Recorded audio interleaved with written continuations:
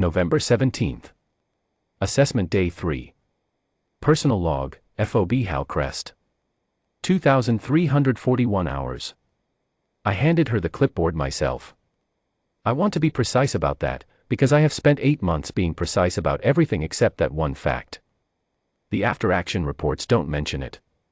The official record of Assessment Cycle 14 says only that a personnel assignment was revised following an incident on the 3rd day of the Mountain Warfare Insertion course. It doesn't say who handed her the observer kit.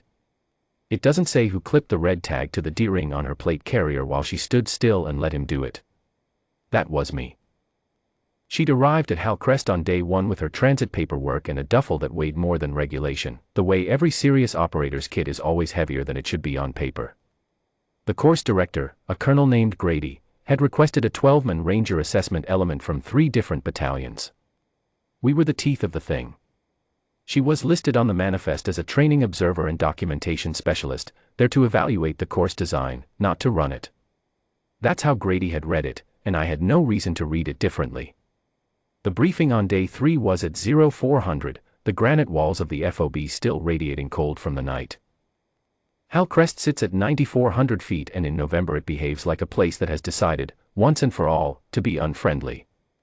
The insertion course ran 22 kilometers of ridge terrain, a live demolitions assessment at a simulated breach point, and a timed extraction back to the staging area. Time standard was 47 minutes for the full loop. Nobody had beaten it on this cycle. She came into the briefing in the same kit as the rest of us, which was the first thing Grady noticed. He let her get to her seat before he said anything. Then he said, very quietly, that the observer position was non-participatory, that she would be moving with the element as a recorder, and that for liability and insurance purposes her kit needed to be flagged. He held out the red tag across the table in her direction. She looked at it. She looked at him. She took it. That was when he turned to me. I was the element leader. I was the one he nodded to. And I walked over to her with the clipboard, a real one, metal-backed, with the day's assessment rubrics already printed on it, and I clipped the red tag to her carrier and handed her the board. She took that too. She didn't say a word. She set the clipboard on her knee and opened it and clicked her pen and sat there while Grady finished the brief as if she were going to take notes on our insertion. She did take notes. That's the part one keep coming back to. She wrote the whole time, steady and unhurried, like someone documenting everything they needed and ignoring the rest. We inserted at 0530. The ridge was dark and the temperature was running 12 degrees and the ice on the granite was the kind that doesn't announce itself until your boot is already moving the wrong direction. She ran the element's pace without a problem, no stumbling, no adjustment, keeping her position at the rear left as a recorder is supposed to, the clipboard under her arm. We moved through the first 10 kilometers in silence. Nobody spoke to her. We were working, and she kept pace, and that was the first thing that registered somewhere in the back of my mind and then got filed away under things I wasn't ready to examine. The training tower is a permanent structure on the Hallcrest course, a 2-story concrete and steel frame built to simulate a collapsed building breach. The demolitions assessment happens at the base of it. A candidate team is given training charges, a time window, and a blocked panel, a steel door frame set into a poured concrete sill, and has to breach it in under 18 minutes. 18 was the course standard. Nobody on this cycle had come close. The fastest on record, according to the laminated sheet bolted to the south wall of the structure, was 4 minutes and 12 seconds. No name next to it. Just the time and the date, 6 years ago. I had seen that number on every cycle I'd run at Hallcrest. It was the kind of record that stops being a goal and becomes furniture. You see it enough times and you stop reading it as a challenge and start reading it as a boundary. The course designers had told us during orientation that it was set by a small forward element under pressure conditions, which was how they'd explained the gap between Fort Welve and the next closest time of 9 minutes 40. Pressure conditions. I had never asked who was in that element. Nobody had. We reached the tower at 0641. The evaluators, 4 of them, all colonel grade or above, running the assessment from inside the structure, had been in position since 0600. The exercise called for us to set charges, breach the panel, and simulate an extraction. Live training charges, but controlled, low yield, enough to move a panel, not enough to collapse a wall. That's the standard language. That's how it's always run. What wasn't standard was the ice. Hillcrest had taken 2 feet of wet snow in October and then a hard freeze. The training tower's internal drainage had backed up somewhere and then frozen solid, and the ice had built pressure against the north interior wall through the night. Nobody had checked it. The evaluators were inside when the wall shifted at 0643, not a collapse, exactly, but a shift, the steel frame torquing inward under the ice load, and the structural panel that served as the breach point ground itself into the poured sill on a skewed angle and locked. 40 seconds later we heard the first call from inside.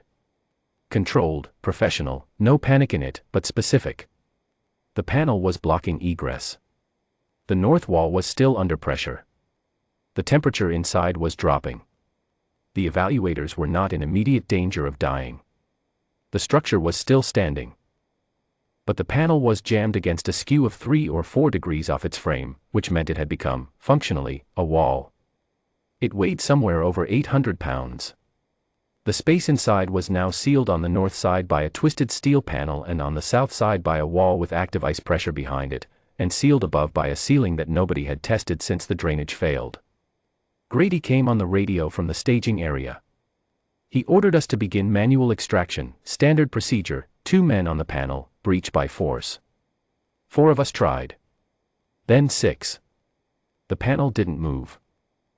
The skew had wedged it into the concrete sill at an angle that turned every kilo of our combined weight into pressure along the wrong vector. We weren't moving it by hand, and every man in that element understood within 2 minutes of pushing that we weren't going to. The harder we drove into it, the more firmly it sat. We had training charges. The problem was placement.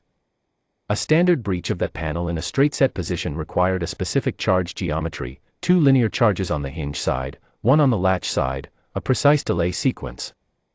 That was the assessment protocol and every one of us knew it cold. But the panel wasn't in a standard position. It was torqued. The hinge side was partially recessed into the sill on the left, and the latch side was bowed outward on the right, and the load was distributed unevenly across the entire frame because of the ice pressure still driving from the north wall behind it. If we ran the standard geometry on a skewed panel under lateral load, we would either fail to move it or we would move it inward, directly into the space where 4 men were sitting. Nobody said that out loud. But we stood there in the dark looking at the charges and at the panel and nobody reached for anything. 7 seconds of silence. Maybe 10. That was when she set the clipboard down. She set it on the ground beside the south wall of the structure, face up, with the pen clipped to the top. She walked to the panel and put both hands flat against it, not to push, just to feel, and she stood there for about 4 seconds with her eyes level and her fingers spread against the steel. Then she stepped back and looked at the frame and at the sill and at the north wall. She said, "The load is pushing the panel into the left hinge. The right hinge is floating. If we use a shaped cavity charge on the right hinge post and a linear on the left sill bracket, not the hinge itself, the bracket, 6 inches below, the detonation sequence pulls the panel left and rotates it out of the skew before the main movement."